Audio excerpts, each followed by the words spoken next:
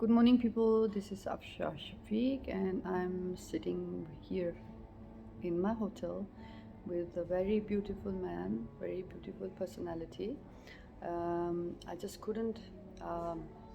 Yeah, I had to speak with this man because there were some things which I wanted to highlight also about having some kind of disability. So I want you to meet Mr. Allan, and I will just put the camera like this. And okay. Hi, Allan. Hi, How are you? I'm good, thank you. And thank you very much for your time. Allan, I saw you in the restaurant, and you were eating and having tea and coffee just like normal human beings. I mean, there was nothing, but I noticed one thing, and I came to you because I wanted to just bend my head and say, hats off for you, because I'm very proud of you. I am also because like it seems the reason why I asked you for this interview, because it was for some people who are like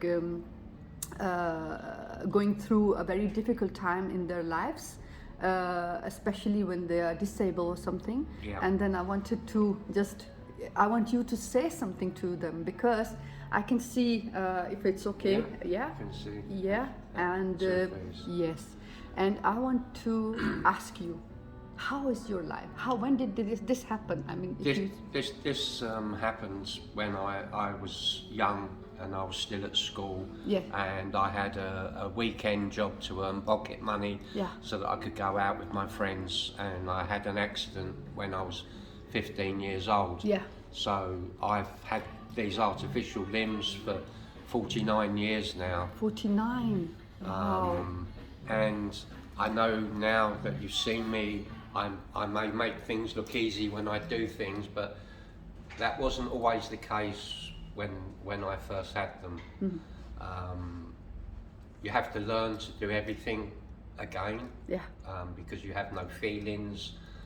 So when you touch something, you can't feel that. When I touch something, I can't feel it. I need to look. Yeah. to pick up something. Yeah. How did you pick this up? For example, if you want to pick my bag. Like that. Okay. Wow. Wow. So I need to see what I'm doing. Yeah. But one thing that I've learned since I had my accident is nothing is impossible. You have to try and do everything and make your life the best that you can make it for yourself. But 49 years, that's most of your life. How old are you today? I'm 64 now. 64. Wow. And you have family? Yes, I have two daughters. Yeah. And your wife? My wife is no longer with us. So Okay. She died at the age of 45. Okay. She had heart attack. Okay. And that was after your accident as well? That was like that. I met my wife after I left school, and we went to a training college to learn a skill. Yeah. And my wife was there learning bookkeeping. Yeah. And I was there learning welding. Yeah. So by trade, I'm a welder. Yeah. I do gas welding and arc welding, MIG welding. And that's how we met at the college. Okay. But you know, life moves on. Yeah. And she's passed away, so now I live by myself. Yeah. When I check out at the hotel today, I will go back home. Yeah. And then now the builders have finished in my flat. I have all my housework to do. Yeah. I have to go, because I've not been home for a week, I have to go shopping and get more food in, because there'll be nothing at home. So that's my first job when I get home, is to go shopping. Who does cleaning at your house? I do. Washing? I do everything. Washing, cleaning, ironing. Okay. Make the bed when I make new bed. Do you have any challenges, for example, I mean, is there some? You told me something about your shirt buttons. Yeah, the only thing that I can't do is on here I have shirt buttons. Yeah.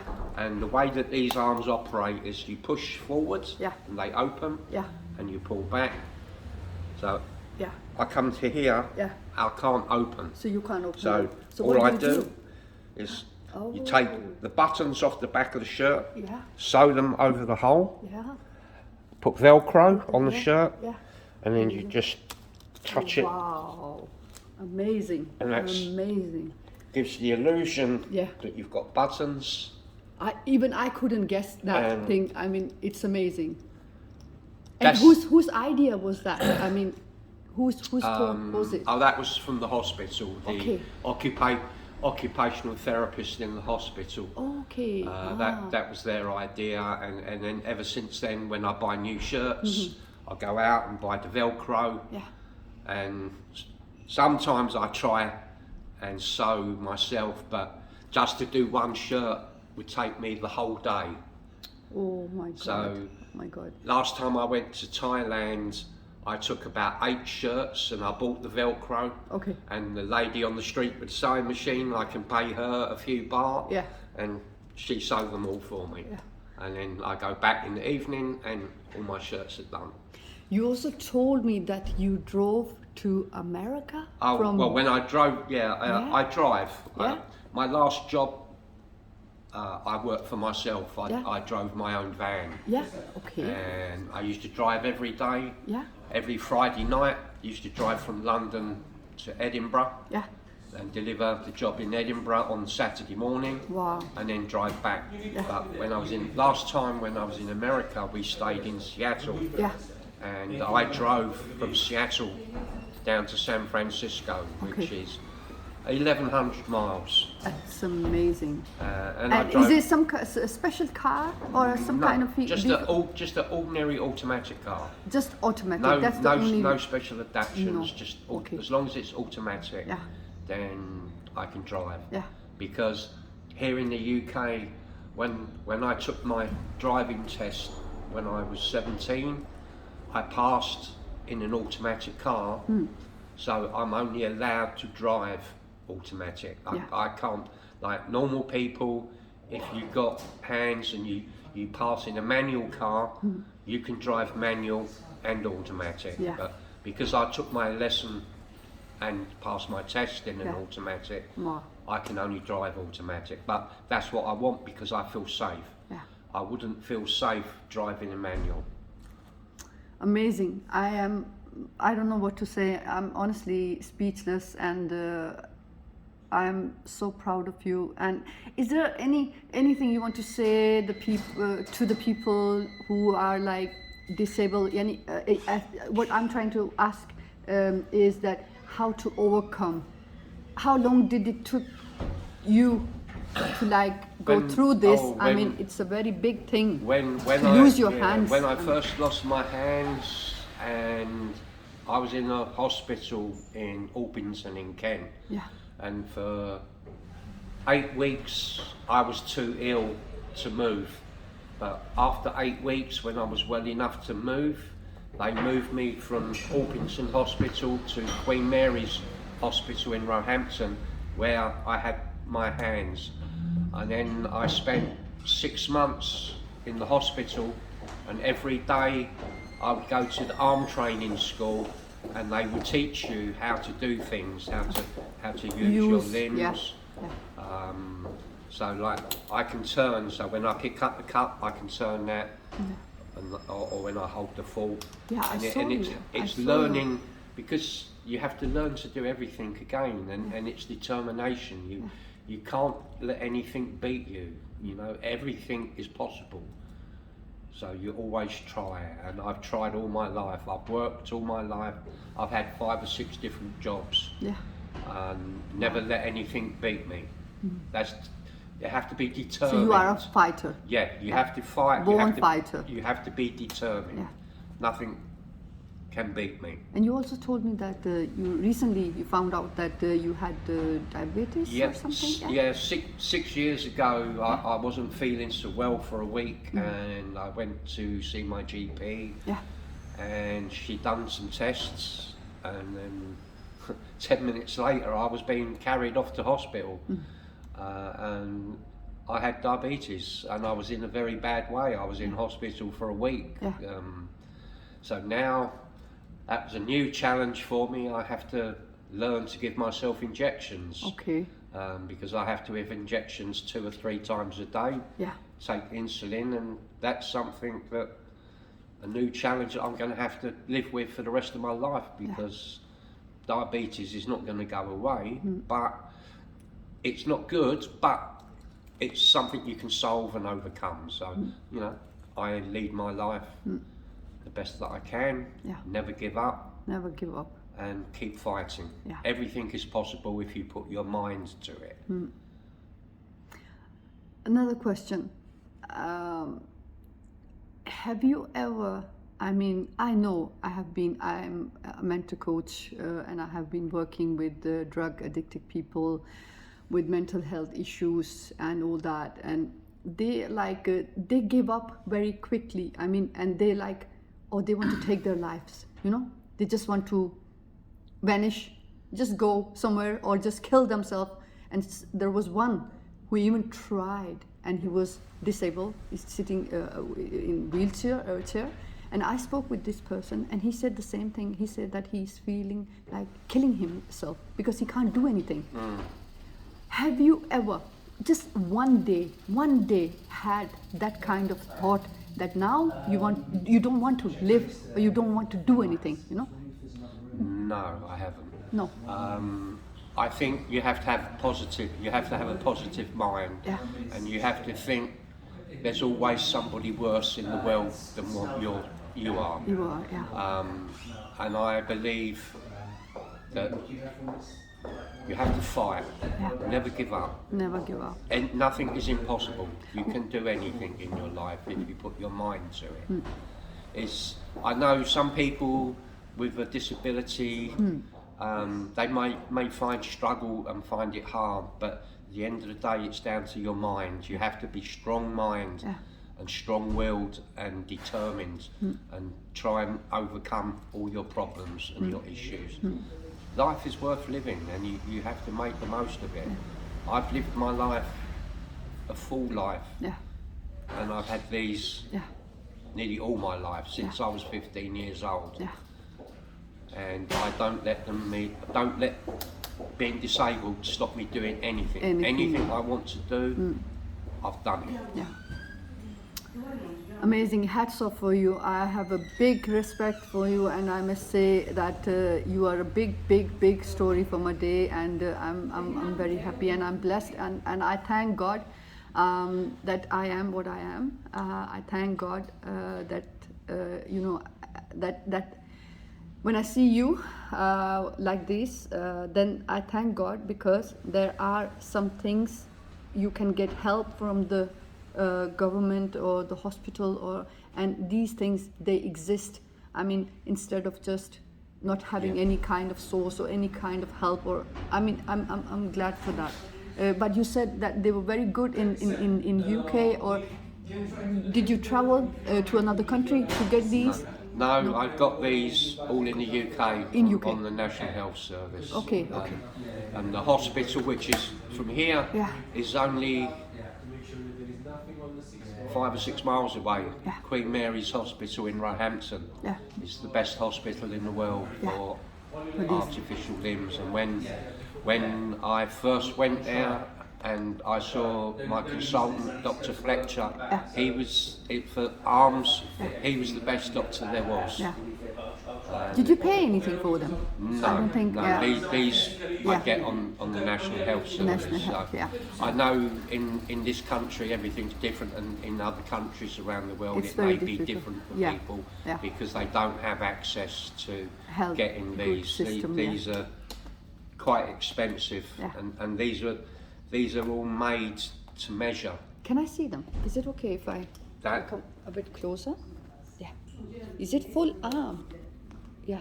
My arm goes inside. Okay. That's me there. So your arm is like here till here? Hit that here on. Here, no, okay. this one is right to the bottom. Yeah. The left one is about halfway. Okay. Because when I had my accident, Yeah. it was in a sawmill. Okay. They could only find my left hand. So the ambulance crew couldn't wait to find the right hand right hand. because I was nearly dead. Yeah. I lost so much blood. Yeah. So they took me to the hospital and they tried to reattach the left hand, Yeah. but the surgeons couldn't stop the blood from clotting because when you cut yourself, the body naturally, your blood clots. Okay. So in the end, they had to take my hand off Yeah. and cut it back further. So one's to the wrist and one's halfway. And then the right hands they never found. Probably in the sawdust pit where I had the accident. Did you had someone like a friend? You know, we always have someone in our lives. Sometimes it's our life partner who guides us, motivates us. I mean, it's like a strength for us, you know. And when this incident happened to you, did you had a friend or family or father, mother who like guided you, or they were like there for you all the time? And Yeah, obviously my mum and dad were there for me all the time, Yeah. but nobody can really live your life. help you No. to get over the accident and learn what I have to learn. You have to do it yourself. Yeah. Because for them, they've got their hands, they don't know what it's like just to put your hand in your pocket and feel for change. Yeah. You don't have and that how feeling. to do things. Yeah. So having to learn to do everything again, how to take care of yourself, how to tie shoelaces, Yeah. how to tie a tie. Yeah. You have to learn all of that. Yeah, they can be there to support you and take you if you need to go different places, but at the end of the day, everything that has to be done, you have to do by yourself. Do it, yeah. And be determined. Don't let anything beat you. Exactly. That's the main message. Yeah. You are a fighter. You have to fight and you have every to- day. and you have to fight it yourself. Nobody's going to do it. And things become easy. Yeah. When you're successful, you know, now people watch me when I used to be at work and people would visitors would come to work and they watch me if putting labels on the machine and Yeah. I go, and I just do it just as quick as anybody and they're amazed. But because I've done it for so long, it becomes second nature. So life does become more easy. Yeah. Obviously, to start with, it wasn't easy. It was a struggle, but you have to fight. You have to be a fighter. How long did it took you like to fight this in the beginning? I mean, 2 or 6 3 months, years. 2 or 3 years. 2 or 3 years to learn all these things. Learn all the different And things. I think it's also more like one thing is that you need to accept it physically. It's also mentally. Yeah. Yes, it's both. Yeah. Yeah, And definitely both. mentally acceptation is like more important. Yeah. Right. And then the physically it will come automatically. Mentally, you have to look at it because my accident happened. Nothing's going to change. You have to make the best of your life. I mean, I could go, I don't care. I'm not going to bother anymore. Give up. Some people can do that, and you give up, and you'll have a miserable life. Yeah. But I'm not. Yeah. I've done everything I've wanted to do. I've had a wife, I've got my daughters, Yeah. I've got my family. Yeah. I've had 4 or 5 different jobs that I've enjoyed doing. I've even had a job that I've worked for myself and I've driven a van for 4 years, earning good money, driving all over the UK. Even sometimes Amazing. driving abroad. I've had jobs where I've had to go in France and deliver aircraft parts to broken aircraft in France, because that's part of the work that we've done. AOG, so aircraft cool. on ground. So you get a That's phone so call 3 cool. o'clock in the morning, oh, you need to go AJ Waters and pick a part up. Can you take it to Madrid? I had to go to Madrid. And, you know, that's life. That's so cool. Really. Big respect for you. I mean, thank you very much, Allan, for your time. I asked you for 5 minutes, but now you have given me 20 minutes now. That's okay. Yeah, and I'm gonna travel back today, and this message is gonna be for whole world. I have a big network, and it's a good way to like motivate other people. And I'm always, when I'm traveling, I always seek for something which I learn, I teach myself, and then I also bring it to the others. I mean, and when I saw you today, I was like, oh my God, I have to just talk with you, and I just need to hear more about you and how, I mean, you overcome this incident and with this strength and this smile on your face, and you're smiling all the time. I mean, it's amazing. You're So welcome. thank you for everything, and I hope the best for you in your future. Okay. And I hope to see you again once I come again. So beautiful. Thank you very much. Okay, thank you. You're welcome. Thank you.